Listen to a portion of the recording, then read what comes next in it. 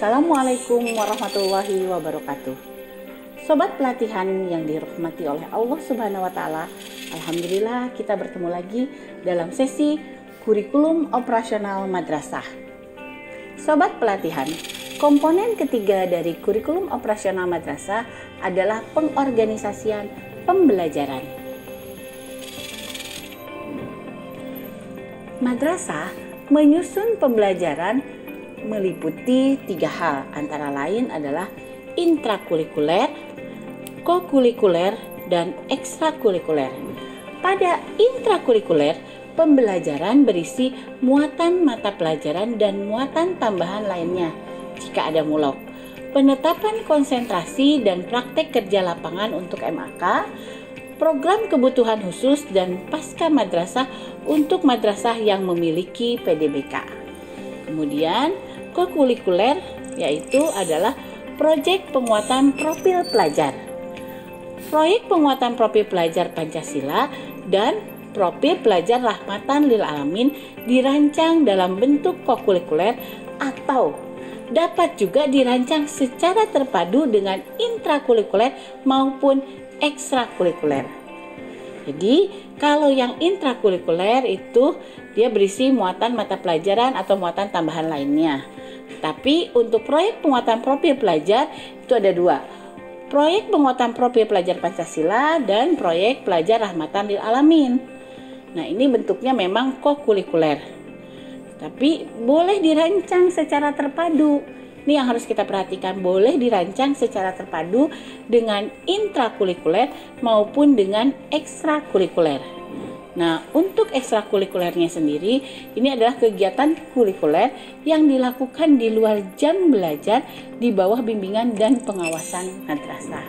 Ini adalah hal yang harus kita perhatikan saat kita menyusun pengorganisasian pembelajaran. Ibu Bapak, berikut adalah penjelasan struktur kurikulum di satuan pendidikan.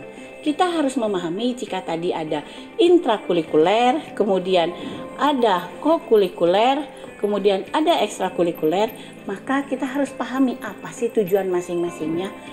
Untuk program intrakurikuler, tujuannya adalah mengembangkan kompetensi pelajar sesuai dengan CP. Untuk proyek penguatan profil pelajar Pancasila dan profil pelajar Rahmatan lil Alamin, tujuannya adalah menguatkan profil pelajar dan membangun pemahaman mengenai isu-isu penting dan melatih kemampuan menyelesaikan masalah dalam tema atau isu penting terkait tujuan pembangunan berkelanjutan. Kemudian untuk ekstrakurikuler, tujuannya adalah sarana bagi peserta didik untuk mengeksplorasi dan melatih keterampilan sesuai minat dan bakat peserta didik.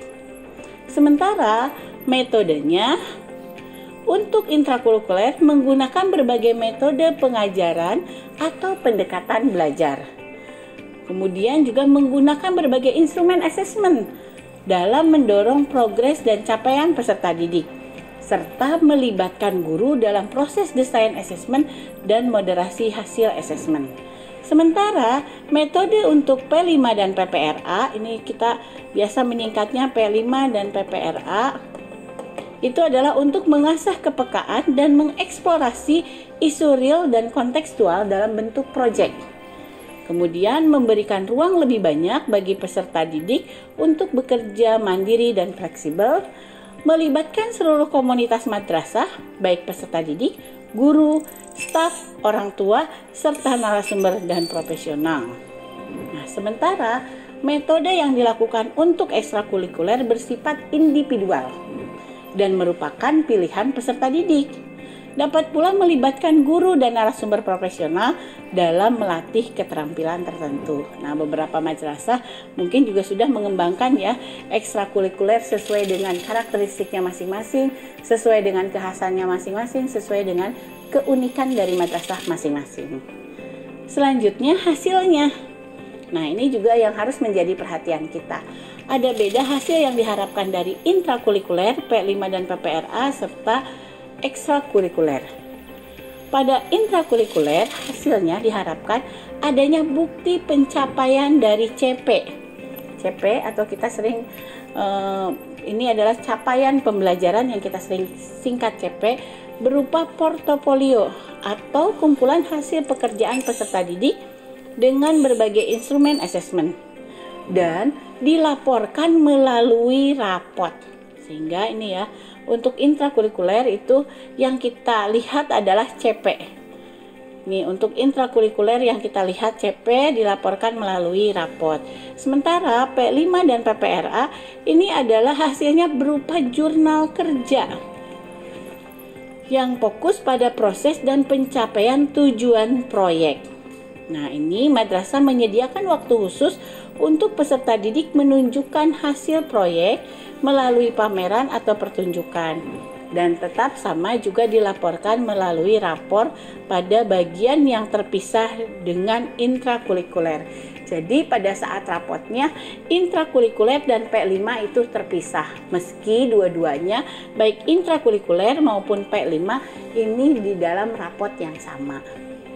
Nah, kemudian untuk ekstrakurikuler buktinya berupa testimoni atau cerita dari peserta didik. Madrasah bisa memilih bentuk pelaporannya. Jadi tidak diraport ya kalau ekstrakurikuler, tetapi kalau misalkan mau ini dilaporkan juga di raport itu diserahkan karena madrasah boleh memilih bentuk pelaporannya. Sobat pelatihan, dalam pengorganisasian pembelajaran kita mengenal ada beberapa pendekatan pembelajaran. Pendekatan yang pertama yang sering kali populer adalah pendekatan mata pelajaran. Pada pendekatan mata pelajaran ini, setiap pembelajaran dilakukan terpisah antara satu mapel dengan mapel lainnya. Kemudian tatap muka dilakukan secara reguler setiap minggu dengan jumlah jam tatap muka sesuai dengan yang ditetapkan oleh masing-masing madrasah berdasarkan ketentuan minimal dari pemerintah. Jadi kita harus memahami berapa sih ketentuan minimalnya setiap mapel dari pemerintah. Kemudian pendekatan yang kedua adalah pendekatan tematik. Nah, ini sangat populer untuk RA dan MI kelas awal. Pada pendekatan tematik, pembelajaran disusun berdasarkan tema yang menaungi kompetensi-kompetensi dari berbagai mata pelajaran. Pendekatan pembelajaran yang mengintegrasikan berbagai kompetensi dari berbagai mata pelajaran ke dalam berbagai tema. Nah, ini dari berbagai mata pembelajaran ke dalam tema. Kemudian di sini SD atau MI ya di kita dapat mengorganisasikan muatan pembelajaran menggunakan pendekatan mata pembelajaran atau tematik.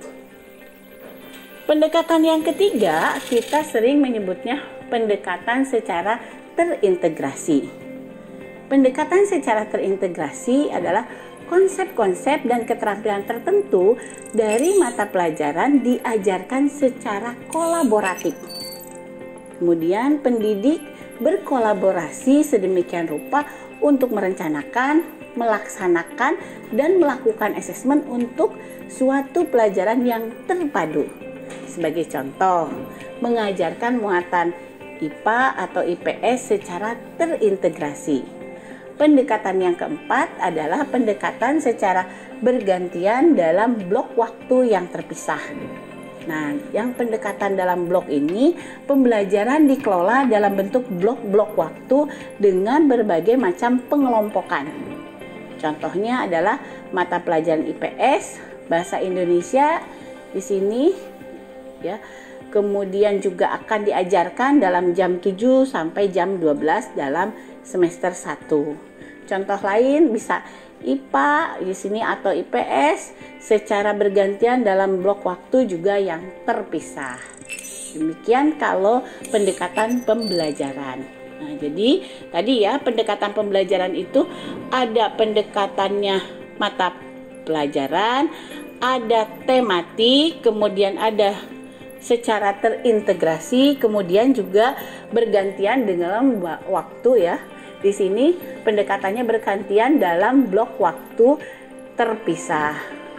Nah, sekarang madrasah silahkan memilih mau pendekatan mana yang kira-kiranya itu semua gurunya ya di sini bisa memahami. Boleh pendekatan mata pelajaran, boleh tematik, boleh secara terintegrasi dan juga pendekatan secara bergantian dalam blok waktu yang terpisah. Sobat pelatihan, demikianlah komponen-komponen yang ada di KOM. Semoga kita bisa melakukan komponen-komponen tersebut sesuai dengan karakteristik madrasah masing-masing. Tetap semangat untuk membuat KOM yang sesuai dengan karakteristik madrasah masing-masing. Kita bertemu lagi pada sesi selanjutnya. Billahi taufiq wal hidayah. Assalamualaikum warahmatullahi wabarakatuh.